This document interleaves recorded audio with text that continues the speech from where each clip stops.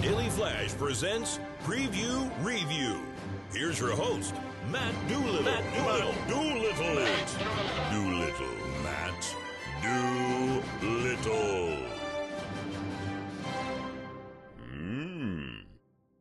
Yeah, Jimmy, no, we got to ride Penguin Trek yesterday at SeaWorld. It was pretty awesome. No, they didn't let me bring a penguin home. That's not how that works. They let you take a giraffe home from Busch Gardens? I don't think that's real either.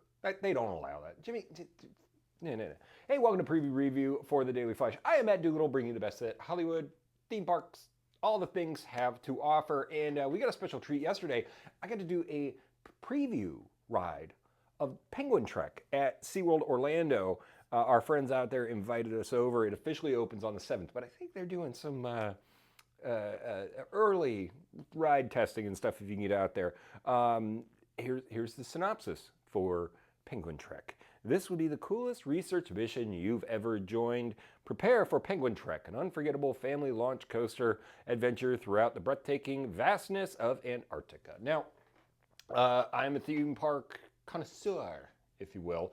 I'm also a adrenaline junkie. I'm also a theme park nut.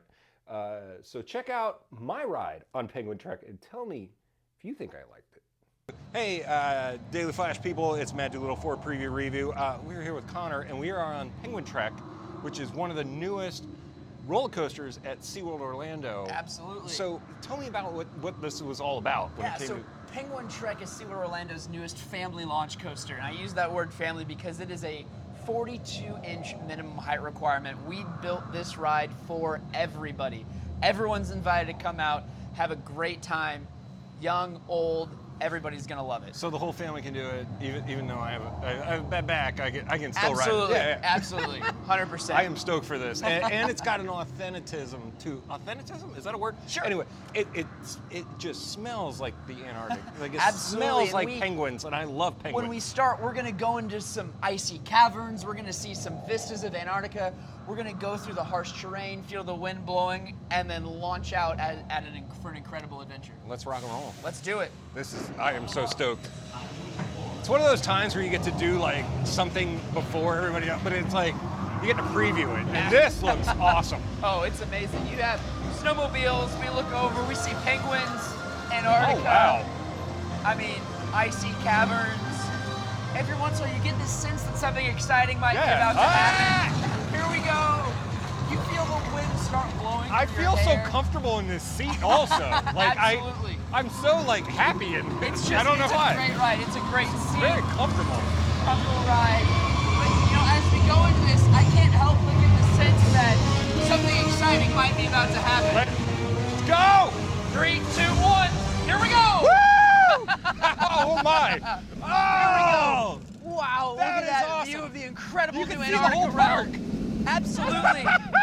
Some great views. We call that the uphill flip-flap. We just went through my favorite element. Going over here by Journey to Atlantis, we get an amazing flyby of our Manta coaster. But just all the ups and downs and twists and turns. Truly something for everybody on this ride. I feel like you're swimming like a penguin. Is that really like, you know? Here we go, launch to the most exciting part, 43 miles Oh an yeah! hour. Let's go! Oh, this is so cool. Oh yeah, it's great. But you Never gotta gets feel old. yourself driving it too. Absolutely, You know? I mean it's a snowmobile, someone's gotta drive, There right? you go, yeah. You're on the left seat, so I think that means it's you. You know, the greatest part though is that the coaster's over, but the adventure isn't, because we're about to jump off and we're gonna go see some penguins afterwards. Yes, that is my favorite thing. It's starting to get hot here in Orlando. Yeah, you know, no. 95 degrees, but I'll tell you, in our penguin habitat, there's over 300 penguins, and they like it cold, and I'm talking 34 degrees cold, so it's gonna be pretty refreshing after. And I'm for that. I run hot, so dude, that was awesome. Absolutely. Thank you, dude. Let's go see some penguins. That's great. Woo! That was so fun. That was so fun. So yeah, it was awesome. I love our friends out there at SeaWorld. They always have us out. It is the theme park roller coaster mecca of the world right now. They are doing such good stuff out there with all these crazy roller coasters and everything they're doing because, I mean, we'll just be blunt, SeaWorld has had to reposition themselves over the last few years. There was a little movie that came out a while ago, and it caused some problems.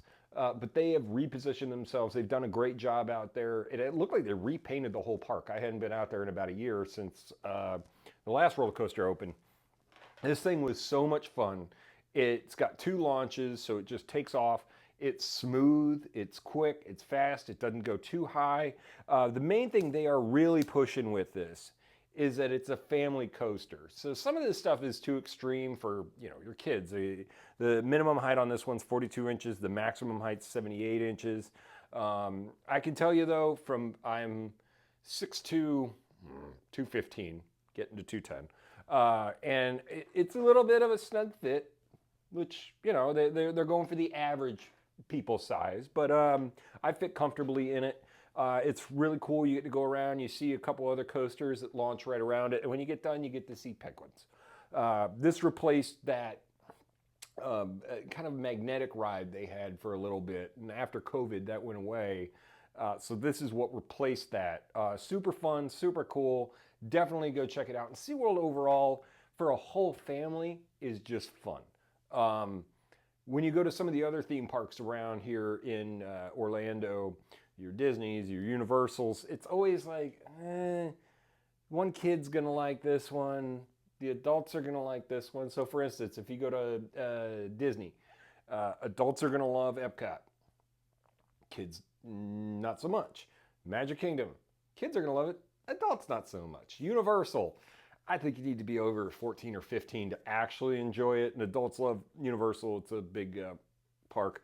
But SeaWorld kind of has something for everybody. It's got these extreme rides. You get to touch stingrays. You get to see dolphins. You get to see killer whales. You get to see the roller coasters and all the things, and they got sharks. They got everything at SeaWorld. So for the bang for your buck, SeaWorld is always one of the best options if you come to Orlando or any of those SeaWorld parks around the country. We've done Busch Gardens, and they're the same company. And Discovery Cove. Definitely do Discovery Cove. But you have to check out Penguin Trek. It is now out there, and I highly suggest it. Now, something else I got to do yesterday, which was fun, was got to see this movie right here, Despicable Me 4. This is obviously the 4th in the Gru franchise. It's definitely a Minion movie, and Universal knows what they're doing, as that they have a whole Minion land at the front of the park now, and they're going to keep this thing rolling as long as they can. Great voice actors in it: Steve Carell, Stephen Colbert, Kristen Wiig's in it. It's a fun movie. There's some funny parts for adults. You know what you're getting with a movie like this.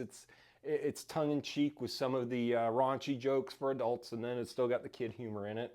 One weird thing with it, though, is they have the adopted daughters in it still, and it's just kind of weird that they get kind of lost in the movie. Margot, Agnes, whoever else is still the daughters, and then they got the kid who's Junior, which he yells a lot about. I don't know.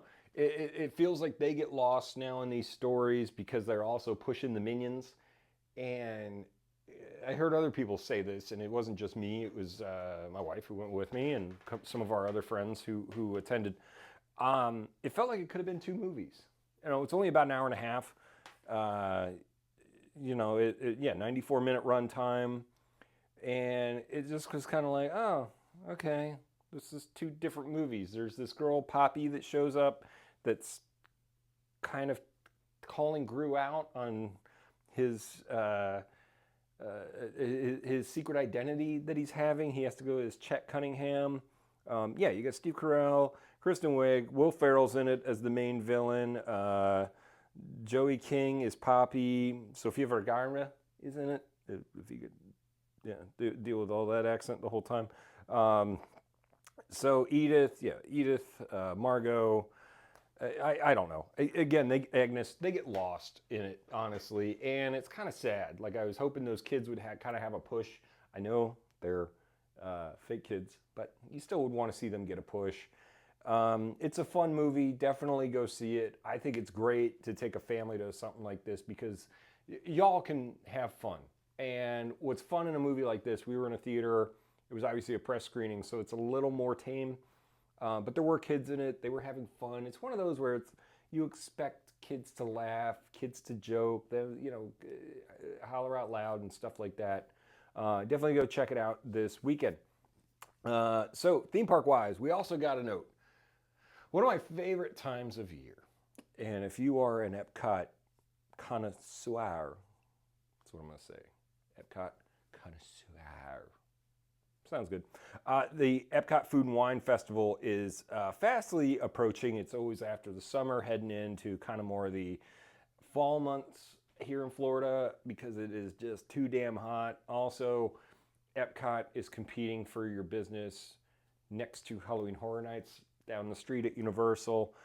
So starting off, we've got the Eat to the Beat concert schedule, which is always a good time, and it's part of your park admission. It's not extra. If you want to sit and watch the bands, you got to get there early. Obviously, it's in the American Pavilion. But honestly, here's a pro tip.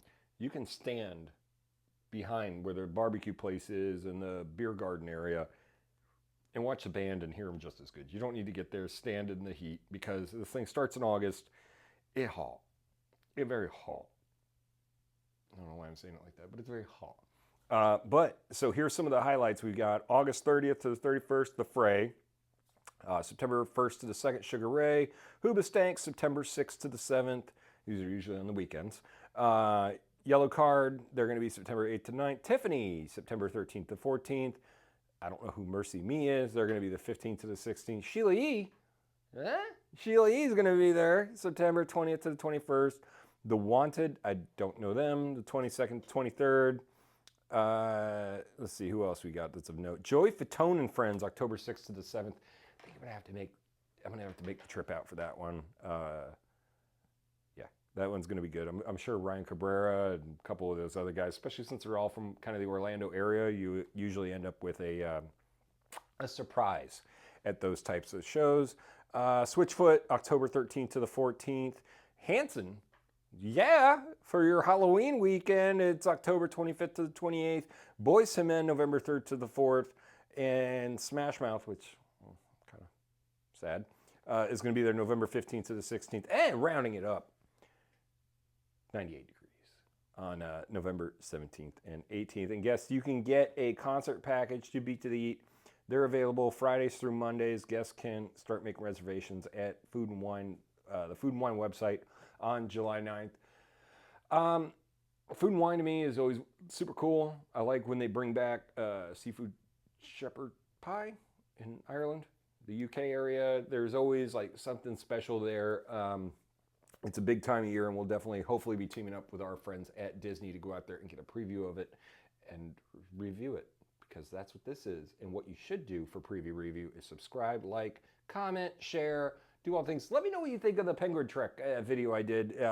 Hopefully going to be able to do a lot more of those. We're integrating them into the show. We're integrating them just online here because we're trying to build our online community. And we love you so much that we want you to subscribe, like, share, comment. Send me an email, matt@dailyflashshow.com. You can follow all the Daily Flash stuff, dailyflash.tv. And send me a note. Until next time. Just 2 wee.